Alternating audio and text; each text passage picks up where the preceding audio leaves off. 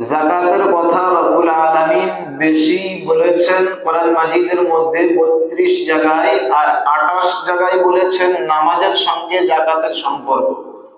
মানে যেখানে আল্লাহ বলেছেন নামাজ পড়ো, সেখানেই আবার বলেছেন যাকাত দাও, মানে একই জায়গায়।